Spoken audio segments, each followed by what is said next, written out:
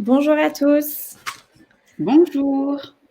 On va commencer ce webinaire. On va attendre encore quelques minutes, le temps que les retardataires nous rejoignent.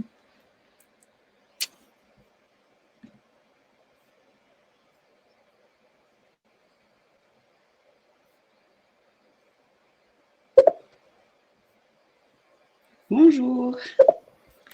Bonjour, bonjour. N'hésitez pas, le temps que tout le monde rejoigne un petit peu cet échange, si vous aviez des questions déjà qui vous viennent en tête, à les mettre dans la partie questions du Zoom. Avec plaisir, on essaiera d'y répondre soit pendant l'échange, soit le temps juste après les points qu'on a prévu d'aborder.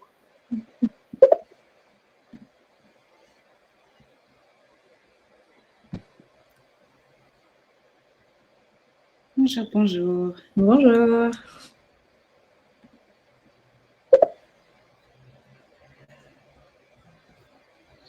On va pouvoir commencer. Donc déjà, bonjour à tous. Merci de nous rejoindre pour ce nouveau webinaire. Avant de commencer, je vais vous souhaiter à tous une très belle année. 2020 est terminé et 2021 nous réserve de très belles choses. Aujourd'hui, on voulait commencer le premier webinaire donc moi, c'est Evan et je travaille chez ZenChef. Je m'occupe de la partie marketing. Et aujourd'hui, on a en invité, on a Émilie qui va nous parler de la vente à emporter parce que elle l'a mis en place pendant le premier confinement. Elle n'a pas arrêté depuis. Donc, en fait, elle connaît, elle va nous partager son expérience. Ça marche plutôt très bien pour son restaurant. Donc, on s'est dit que c'était pertinent de partager un peu avec toute la communauté des restaurateurs.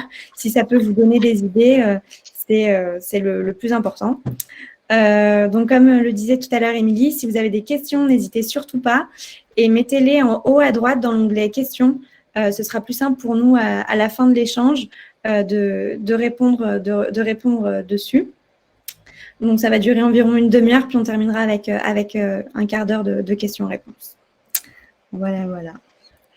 Alors, pour commencer, on va parler rapidement de ce que ZenChef a mis en place depuis les confinements consécutifs. Donc, on a toujours mis en place un module de Click and Collect qui est à votre disposition et qui est totalement gratuit jusqu'à la réouverture des établissements. On met aussi à votre place à disposition un module d'envoi de SMS et de newsletter pour votre base client. Les SMS ont un coût, donc il faudra juste payer ce coût-là, mais en tout cas, le logiciel est totalement à votre disposition et gratuit. Et enfin, pendant ce deuxième confinement, on s'est rendu compte que beaucoup d'entre vous avaient mis en place un système de vente à emporter, mais que parfois, vous aviez du mal à faire connaître votre offre. Donc, à notre échelle, on a essayé de vous aider en créant le site À Table, qui est une plateforme sans commission, totalement gratuite, et qui répertorie les restaurants en vente emportée dans votre ville. Vous pouvez aller dessus, vous voyez les restaurants qui sont dans votre ville, et vous pouvez commander directement sur le site. Donc voilà, on va continuer avec Émilie, si tu veux bien te présenter. Déjà, bonjour à tous. Merci beaucoup d'avoir rejoint ce moment d'échange. Je vous présente aussi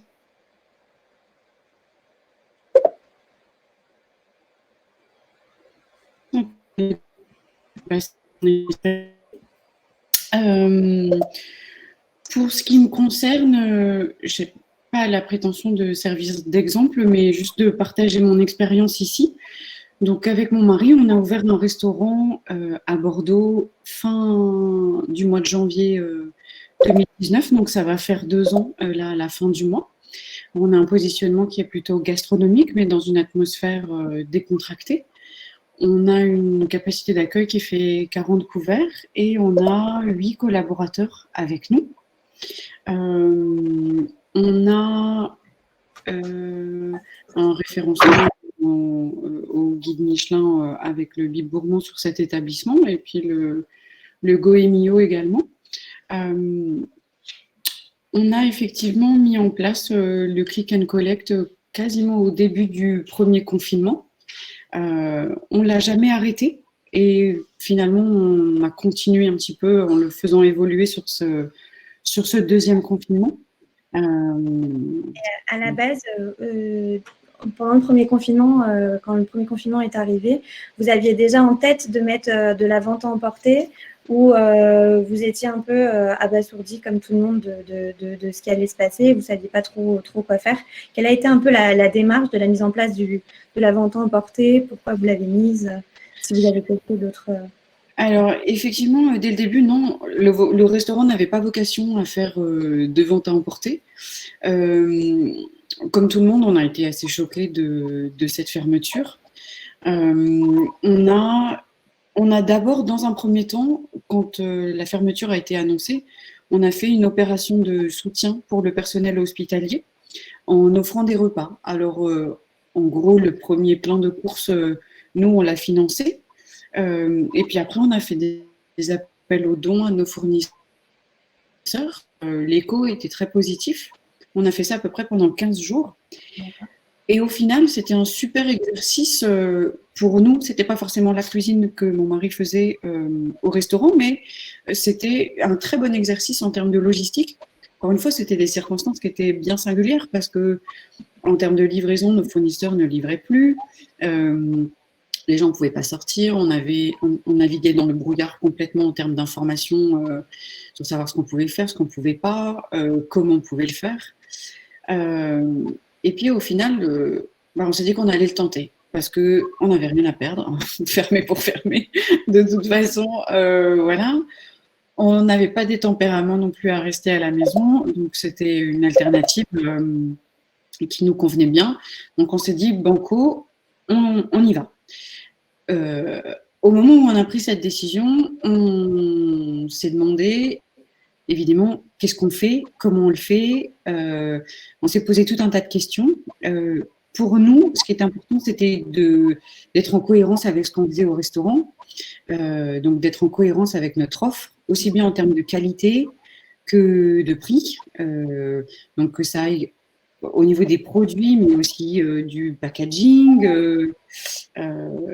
Et tout ça, on a été empocheté dans le grand bain parce que personne n'était prêt, parce que les fournisseurs n'avaient pas de marchandises, parce que c'était un petit peu, excusez-moi l'expression, mais un petit peu à l'arrache pour ce premier confinement. Mais on a essayé vraiment, la ligne directrice, c'était d'être fidèle à ce qu'on faisait. On voulait aussi garder la même expérience client pour nos hôtes, ne serait-ce qu'en termes de réservation. Donc évidemment, on utilise ZenChef comme cahier de réservation. Je ne voulais pas que ce soit quelque chose de nouveau pour les gens. Donc on a gardé le même canal. On a simplement un petit peu détourné le système en créant une expérience et en y ajoutant le paiement. Et en termes de recettes, on ne pouvait pas faire quelque chose avec plusieurs choix parce que techniquement, on n'avait pas sur la plateforme, on n'avait pas encore cette possibilité. Je n'allais pas non plus investir dans quelque chose pour ça. La dépense n'était pas une stratégie, mais clairement, OK, j'ai ça comme ressource matérielle, technologique, humaine, en savoir-faire.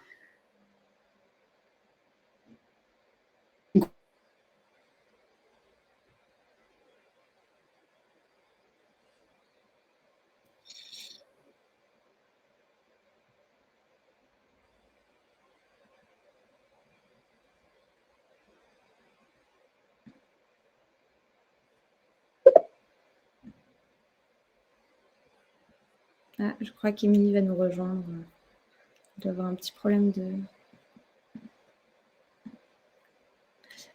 Elle a un petit problème d'Internet, elle arrive tout de suite, elle se reconnecte.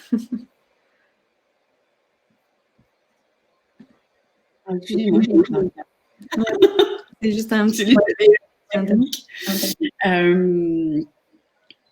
Du coup, je sais plus où j'en étais. Oui, en gros, bah voilà, qu'est-ce que je peux faire avec les moyens que j'ai dans les différents domaines. On a pu réagir très vite aussi parce que mon mari était en cuisine, donc j'avais pas besoin de faire revenir un collaborateur et du coup bah, d'engendrer le coût de son salaire. Clairement, la première fois, on est parti avec des best-sellers du restaurant. On a fait une formule à 25 € avec un plat et un dessert. On a étoffé un petit peu ce plat par rapport à la manière dont on le faisait au restaurant, histoire que ce soit un plat principal et que ça tienne vraiment, que les gens n'aient pas faim, en gros, à 15 heures, une fois qu'ils aient déjeuné, ou même plus tard dans la soirée. Donc la cohérence et du choix des produits et des prix, c'était important pour nous. Ce plat-là, en l'occurrence, c'était une salade de poulpe. Vous l'aviez à 16 € à la carte au restaurant. Il fallait qu'il y ait une cohérence de prix entre le poulpe proposé à emporter avec le dessert. Les prix étaient équivalents sur notre carte. Il y a des coûts qu'on n'avait plus, mais il y a d'autres coûts qu'on avait. Typiquement, le packaging, l'emballage. Comment vous avez choisi vos emballages, par exemple?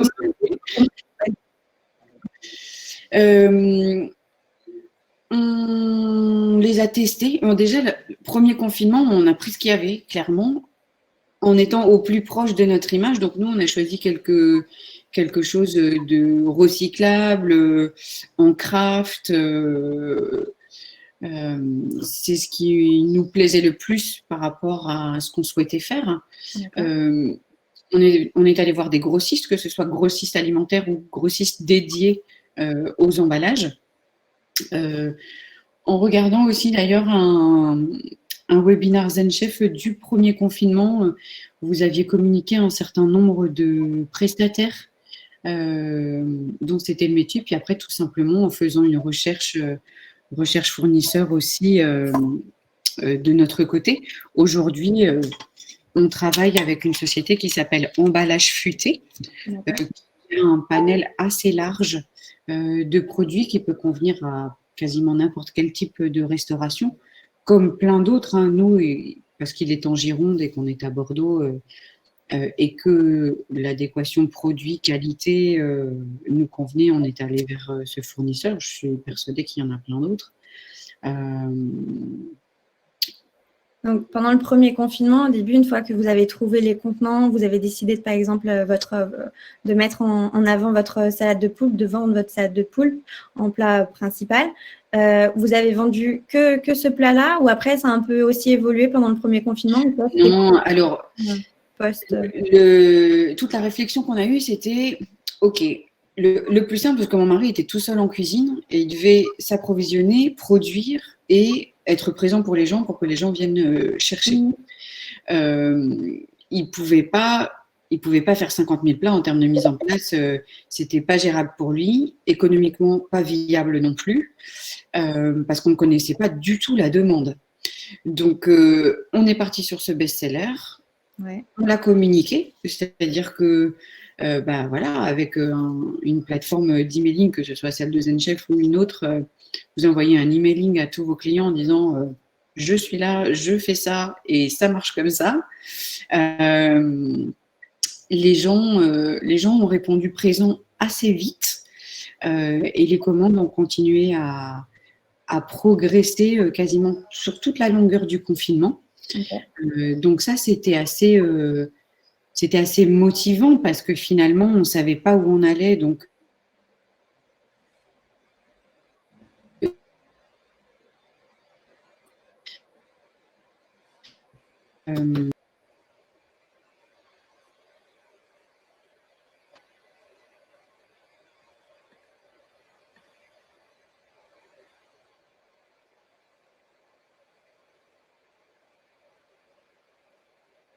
c'est bon. On est bon. Ouais. Très très peu d'alternatives, donc les clients honnêtement étaient présents. Donc on n'avait finalement pas le souci de la demande. Après, d'un point de vue pragmatique et objectif en cuisine, on a fonctionné avec un menu pour une semaine. Et on le change toutes les semaines. C'est la dynamique qu'on a encore gardée aujourd'hui. De temps en temps, on a fait des petits spéciaux, typiquement pour le week-end de Pâques ou juste pour le plaisir, le fait de partager une recette particulière que mon mari affectionnait simplement. Ça, c'est pareil. Les gens ont vraiment ont pris plaisir à ça. C'était une alternative à la cuisine à la maison. C'était une alternative au peu d'offres aussi qu'il y avait. Cas de figure un petit peu différent aujourd'hui parce que c'est notre seule alternative pour survivre. Et du coup, beaucoup de restaurants le font et tant mieux. Mais oui, c'était le côté production était un aspect non négligeable parce que aujourd'hui, on sait qu'on doit faire un certain nombre de paniers par jour pour au moins couvrir nos charges. Si on ne fait pas ces paniers, voilà, c'est là où c'est un petit peu plus critique. Après, il y a des périodes aussi qui sont plus ou moins porteuses. Là, on sait que la première quinzaine de janvier, elle est déjà naturellement calme en restauration. Donc, ça se confirme aussi avec le click and collect ou la livraison. On espère que ça reprenne un petit peu à partir de la semaine prochaine.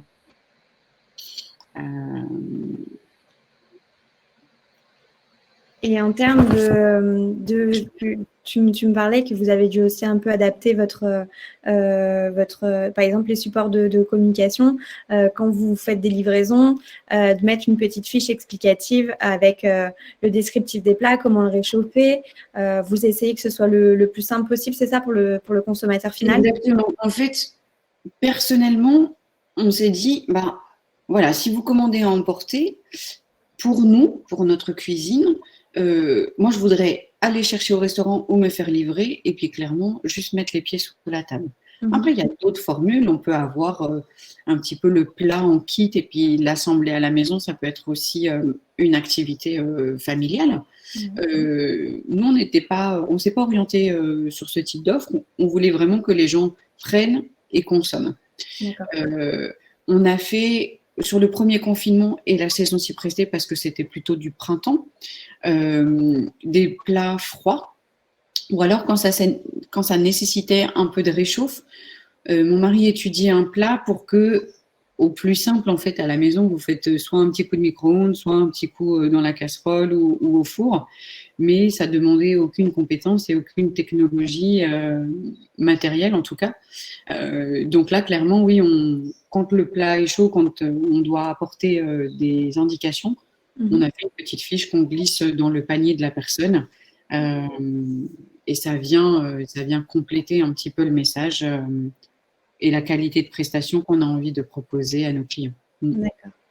Et on avait parlé d'un dernier point, c'était l'équipe. Donc, pendant le premier confinement, c'était ton mari uniquement qui était en cuisine. Après, ça a évolué parce que vous avez continué cette offre de vente à emporter pendant cette période de liberté entre juin et novembre. Et ensuite, comment est-ce que vous avez géré, par exemple, votre équipe avec le deuxième confinement? Est-ce que c'était seulement ton mari qui était de nouveau en cuisine ou est-ce que d'autres membres de l'équipe étaient impliqués? Alors, je reviens juste sur le premier confinement. Premier confinement, mon mari a été tout seul en cuisine pendant 1 mois et demi, presque 2 mois. La demande étant là, et puis la fatigue s'accumulant aussi, parce qu'encore une fois, il était tout seul quasiment pour tout faire. On a fait revenir 2 de nos collaborateurs en cuisine. Donc, ça l'a soulagé un petit peu, puis ça lui a permis de préparer un petit peu le après-confinement. Donc, en termes de production.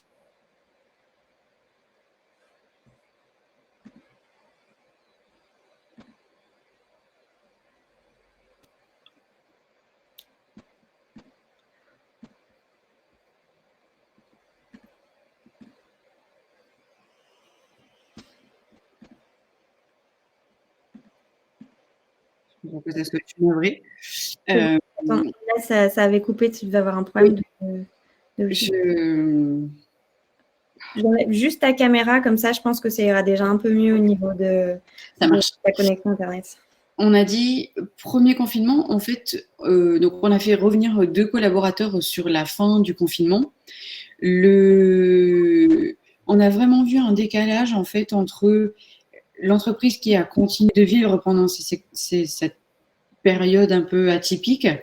On a continué de partager des choses avec nos fournisseurs, avec nos clients, même si c'était pas la période, on va dire, de vie normale de notre restaurant. Le vécu était quand même là, les échanges avec les clients étaient quand même là. Et quand on a repris, il y a eu un décalage en fait entre le reste de notre équipe et nos clients et nos fournisseurs. Les collaborateurs qui ont passé, plutôt jeunes, qui ont passé 2 mois et demi sur leur console. Donc la reprise était assez sévère pour eux. C'est quelque chose qu'on n'a pas souhaité reproduire en fait quand le deuxième confinement a été annoncé. Là, on a décidé de vraiment d'intégrer l'équipe à ce moment. On a donc ouvert nos jours et nos horaires d'ouverture. Avant, on a un horaire d'ouverture plutôt classique, du mardi au samedi, midi et soir. Là, du coup, on est ouvert 7 sur 7, midi et soir. D'accord. Et on a gardé toute l'équipe de cuisine et la moitié de notre équipe de salle. L'équipe de cuisine est là en roulement sur 7 jours. Idem pour la salle. Ils travaillent entre 40 et 60% selon les postes. C'est chouette avec eux de partager l'histoire de la société comme ça. C'est bien pour eux parce que socialement, ils ont une activité, ils ont un but quand ils se réveillent. Ça les occupe, mine de rien. On voit que tout de suite, quand on n'a pas soit les études, soit le travail, c'est très désocialisant. On a aussi gardé nos stagiaires. Ça, c'était super important pour nous de toujours avoir la possibilité de transmettre. On a même récupéré des stagiaires d'autres restaurants qui avaient dû fermer. Donc ça, c'est la variante qu'on a sur le deuxième confinement. Et effectivement, entre les 2 confinements, on n'a jamais arrêté la vente à emporter. On ne proposait plus de menus à la semaine parce que d'un point de vue logistique, c'était pas gérable pour les cuisines d'avoir plusieurs offres, mais on a proposé des plats qu'on avait à la carte, donc pas toute la carte, mais certains plats. Et c'est quelque chose qu'on va continuer après le confinement, quand on aura l'autorisation de pouvoir réouvrir notre établissement. On reparlera peut-être de cette partie un petit peu à la fin, comment gérer les 2 activités en parallèle. Mais on va peut-être passer sur la partie communication. Comment est-ce que tu arrives à faire connaître ton offre? Comment les gens sont au courant de ce que tu fais? Est-ce que tu étais déjà active, par exemple, sur les réseaux sociaux? Est-ce que c'était courant de faire des newsletters avant ou est-ce que tu n'envoyais jamais d'email? Comment tout ça s'est mis en place? Alors, même avant l'ouverture du restaurant, on était présent sur les réseaux sociaux, donc Instagram et Facebook. LinkedIn aussi, mais c'est moins pour c'est moins pour de l'échange client en direct, ce sera plus des fournisseurs ou pour d'autres choses. Donc vraiment, Facebook et Instagram, on a la chance d'être dans un secteur d'activité qui est très visuel, donc autant l'exploiter. Et on travaillait avec une plateforme d'emailing. Je ne connais pas celle de ZenChef, donc je ne pourrais pas vous donner mon avis dessus, mais en tout cas, l'outil ZenChef permet d'avoir une base de données. Et celle-ci, il ne faut pas hésiter à la nourrir et à utiliser ces emails pour vous rapprocher de votre clientèle. Nous, c'est ce qu'on a toujours fait. C'est sûr que là, la cadence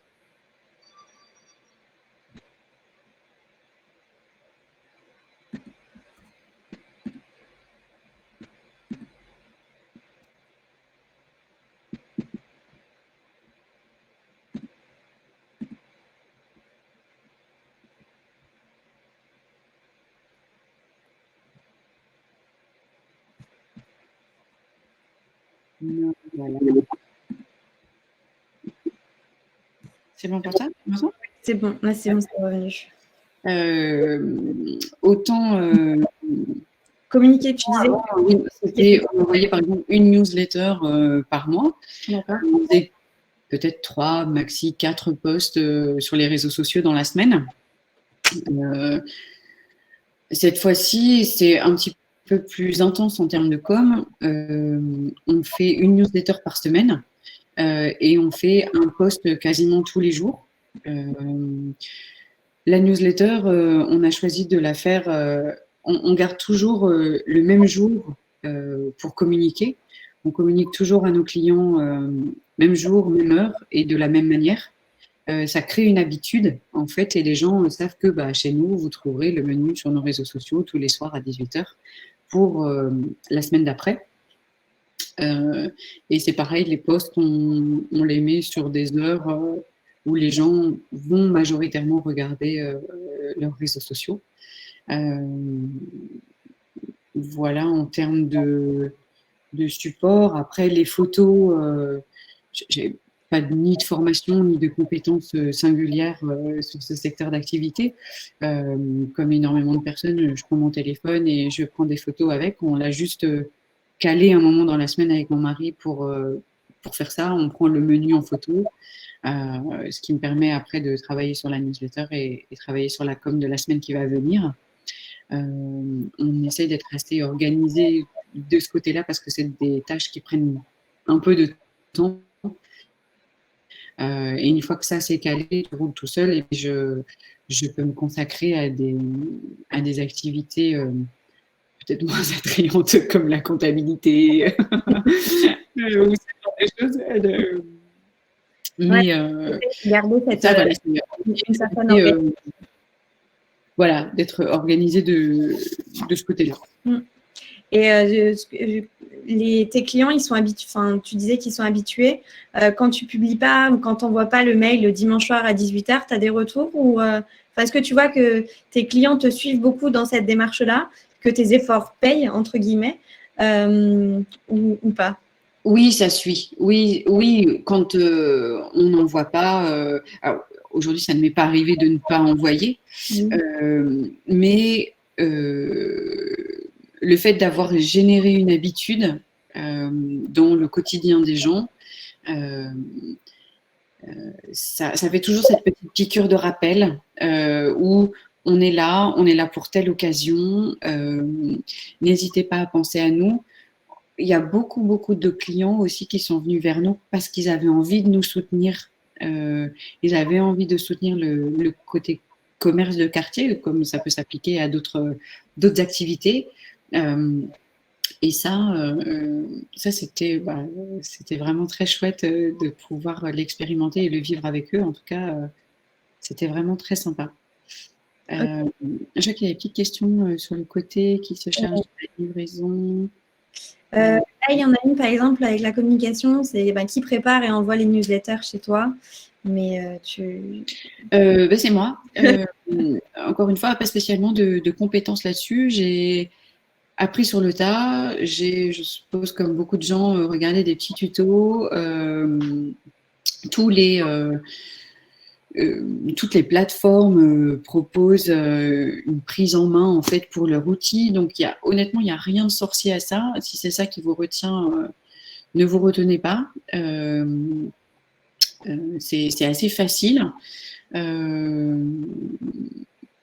Sur ces newsletters, qu'est-ce que tu communiques? Tu communiques le menu, comment commander, les heures de contenu de newsletter. Oui, comme plein de gens, je reçois plein de newsletters dans la journée que je n'ouvre pas systématiquement, effectivement. L'idée, c'est qu'est-ce que vous avez envie de communiquer? Moi, j'ai envie de communiquer le menu pour la semaine prochaine. Et comment on fait pour réserver chez moi? Donc, c'est très...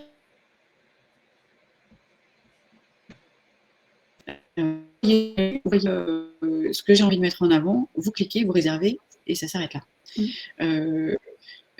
J'ai pas plus que ça à communiquer, les gens n'ont pas plus de temps que ça à m'accorder, donc c'est aller vraiment droit au but. L'image est à privilégier, si je peux me permettre, plutôt que le texte. Ça va être beaucoup plus vendeur. D'accord. D'y mettre une tartine, honnêtement, les gens ne vous liront pas. avec toute la bonne volonté et tout le temps que vous y consacrerez.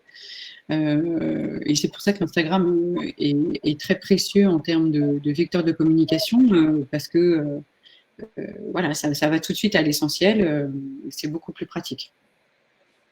Ok. Oui, c'est vrai que souvent, de toute façon, en règle générale, quand il y a trop de texte, on a tendance à ne pas du tout lire. Ce qui capte notre attention, c'est vraiment cette image. En plus, si la photo peut être belle, ce que vous faites vous pouvez aller voir, par exemple, sur leur compte Instagram, c'est des très belles photos. Elles sont très épurées. Les produits sont bien mis en avant et ça donne envie. Ça donne envie de, si c'est ce type de visuel que vous communiquez, ça donne envie de lire la suite, de lire le menu et de commander, bien sûr, par la suite. Pour moi, l'idée, c'est, vous voyez une photo, effectivement, il faut que ça suscite l'envie, il faut clairement derrière que ça suscite l'achat. Après, je veux en aucun cas mentir à mes clients. Ce que vous voyez sur la photo, c'est ce que vous aurez quand vous allez commander. D'y mettre du décorum pour ajouter, pour étoffer l'image, non, ça n'a... pour moi, ça n'a pas de valeur ajoutée. Au contraire, je pense que ça va même à l'encontre du message qu'on a envie de véhiculer. L'idée, vraiment, c'était de rester honnête avec ce qu'on propose et comment on le propose. Ce que vous voyez, c'est ce que vous aurez à la maison en commandant. Ok. On va terminer rapidement avec, par exemple, les avantages et les inconvénients que toi, tu as pu remarquer au fil des mois de la vente à emporter, si ça te va. Avantage, garder un lien avec notre clientèle, ça c'était évident. La demande était là, encore une fois, donc ils étaient aussi super contents qu'on soit ouvert et qu'on ait quelque chose à proposer, certes différent de ce qu'on avait habituellement, mais ça avait le mérite d'être là. Et honnêtement, ils ont répondu présent, encore aujourd'hui. D'être là pour nos équipes et nos fournisseurs, ça c'était aussi quelque chose qui nous tenait énormément à cœur. Un peu différent au premier confinement, mais du coup, ça nous a fait évoluer. On a, par exemple, un petit groupe WhatsApp avec l'ensemble de nos collègues. On se partage des trucs de boulot, mais on se partage aussi des petits trucs perso. Les fournisseurs, c'était important. Parce que tout est lié, c'est-à-dire que demain je réouvre, j'ai besoin d'eux autant qu'ils ont besoin de moi pour leur activité. Donc les impliquer autant que faire se peut dans mon activité en variant les recettes, en variant les produits, voilà, ça c'était important pour nous. Et puis d'une manière très basique, de garder une activité pour au mieux gagner de l'argent et au pire ne pas en perdre ou pas beaucoup parce que voilà, on n'est pas une fondation, on a créé un commerce pour gagner de l'argent, pour rendre un service. Il faut essayer de limiter un petit peu les pots cassés. Tout à fait. Voilà. Du coup, à la fin, on résumait un peu les bonnes pratiques que toi, tu as pu voir au fur et à mesure de ton utilisation de la vente à emporter. Donc, un des plus importants, c'est de garder son identité et retransmettre, on va dire, dans la vente à emporter l'expérience que vous produisez au restaurant. Donc voilà, c'est proposer une offre qui est adaptée à la situation actuelle. Donc, proposer des plats consommables facilement, transportables facilement et consommables facilement à la maison. L'importance de la communication. Et puis voilà, et puis donner envie surtout grâce au visuel. On voit vraiment que ces deux activités sont différentes entre la vente à emporter et la restauration traditionnelle, car ça demande des ressources vraiment différentes et les charges sont aussi différentes. Et du coup, je voulais, avant qu'on passe aux questions, on va bien sûr passer aux questions, ne vous inquiétez pas, mais que peut-être, Émilie, tu nous partages tu nous partages comment tu arrives à gérer à la fois l'expérience de la restauration traditionnelle et comment tu fais pour maintenir en même temps l'activité de vente à emporter. Tu as pu l'expérimenter entre les deux confinements. Est-ce que c'est quelque chose est-ce que la vente à emporter, tu vas continuer à la fin, enfin, quand les établissements vont pouvoir réouvrir, ou est-ce que c'est quelque chose que tu veux arrêter? Non. Alors, nous, entre les deux confinements, c'est une activité qu'on a gardée. On a simplement fait évoluer. D'un point de vue très pratique, on ne peut pas avoir 50 000 offres déjà pour une question de rentabilité, puis une question clairement de place dans les frigos. Hein. Donc, en mode confiné, on a un menu. Comme je l'ai dit avant, qui est valable pour toute la semaine. Et en mode, on va dire, normal, on a des plats qu'on a sur notre carte. Donc, c'est des plats qui sont adaptés à la vente à emporter. Typiquement, un dessert avec une glace, non, ça ne fonctionnera pas. Mais on peut avoir une variante de ce dessert à emporter à la maison ou à se faire livrer. Oui, c'est une prestation que je garde qui ne me coûte pas d'argent, en fait, le fait de la garder, peut-être mes emballages, mais la production, elle est là. Si j'ai de la demande, elle est absorbée avec la demande du restaurant. Donc, ça, je n'y vois qu'un plus, en fait. Après, c'est une petite question d'organisation en interne pour que la cuisine ait connaissance des commandes, qu'elle puisse la produire et la conditionner. Mais l'idée, c'est que dans toute cette approche, que ce soit intégrable dans le travail de l'équipe de la cuisine, comme celui de la salle, pour pouvoir répondre à cette demande. Ok. Bon, ben, super. Merci beaucoup pour tes réponses et pour cet échange. On va peut-être passer aux questions.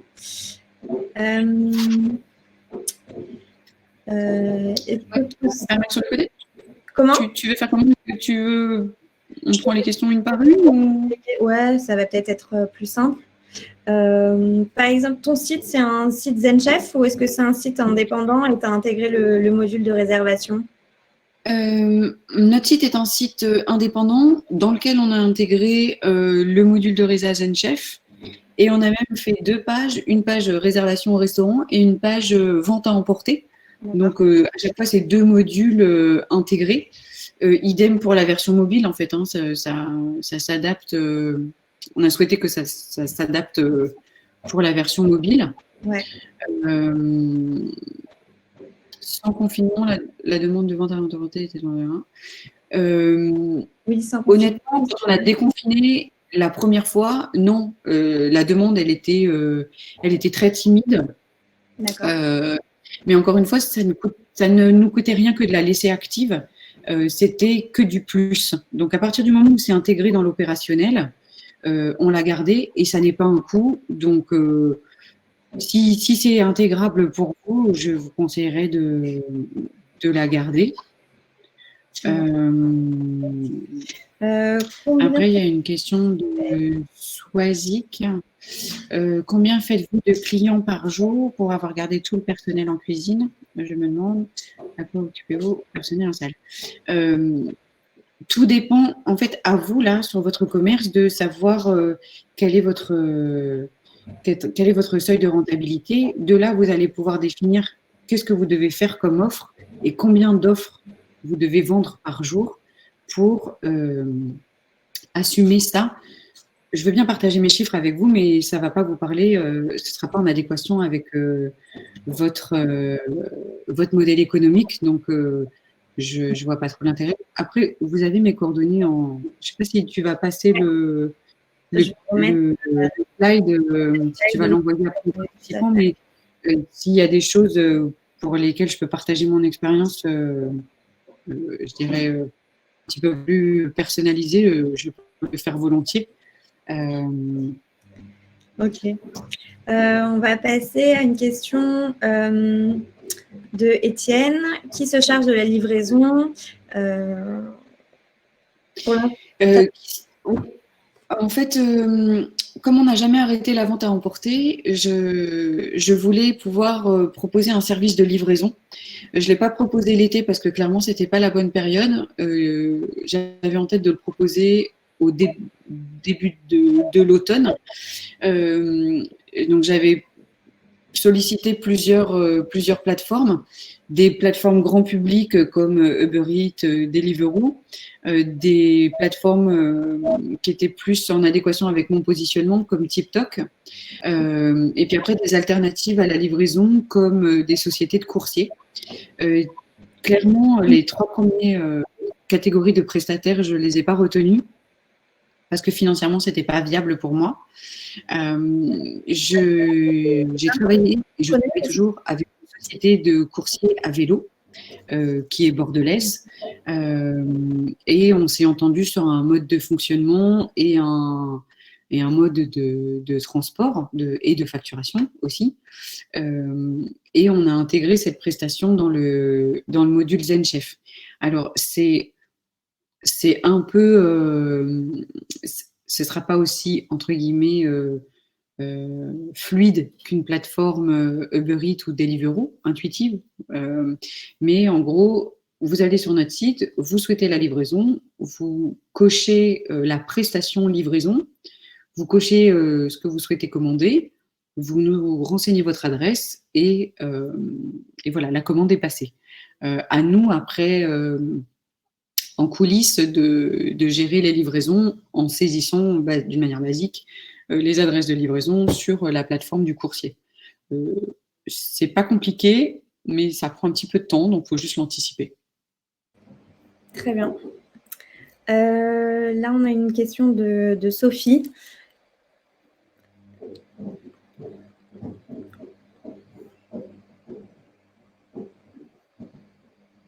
Le fait de devoir déclarer en CA 50% de votre vente à distance à déduire.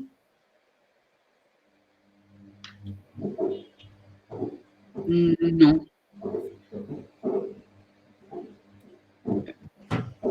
Non, je continue la vente à emporter. Ça ne va pas changer grand-chose pour moi. Voilà, on verra un petit peu l'évolution de cette période qui reste assez floue pour le moment. On saura peut-être plus ce soir. Tout comme l'évolution des aides. On a la chance d'être en France et d'être quand même hyper soutenu par le gouvernement, peu importe ce qu'il fait et comment il fait. Je suis pas là pour débattre de la politique, mais à l'étranger, ça se passe pas du tout comme ça, donc faut vraiment en être conscient.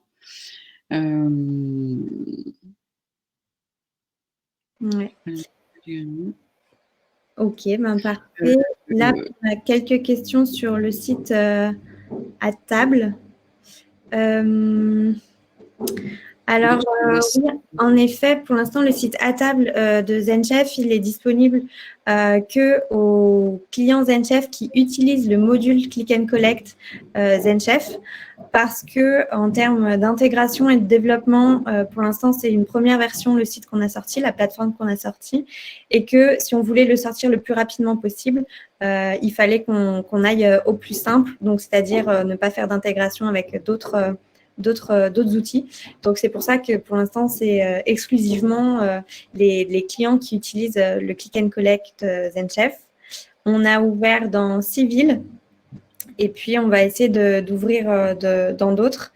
On attend en fait d'avoir plusieurs restaurants, une proposition de restaurant qui est quand même un peu conséquente dans une ville avant d'ouvrir cette ville sur le site. Voilà.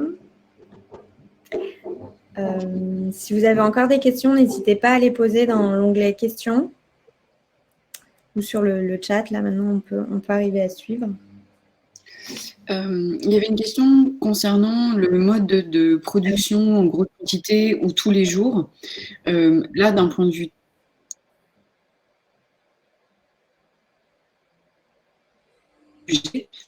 et on a décidé de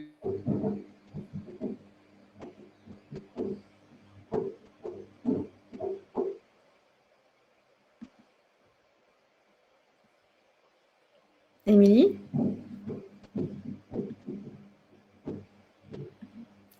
On ne t'entend plus.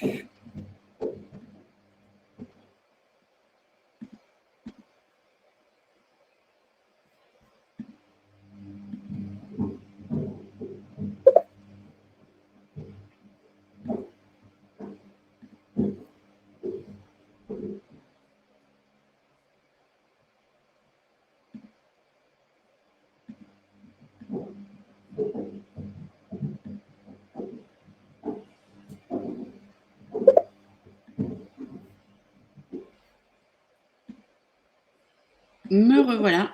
Oui. On n'a pas du tout entendu ta réponse. Tu peux recommencer. Oui, j'allais y arriver. Alors, production, en fait, d'où le choix d'un menu à la semaine. Ça nous permet de mieux nous organiser en termes de production. Donc, non, ça ne va pas être des petites quantités, ça va être des quantités plus importantes et on va le faire peut-être 1-2 fois dans la semaine, voire 3 fois. Ça dépend de la demande.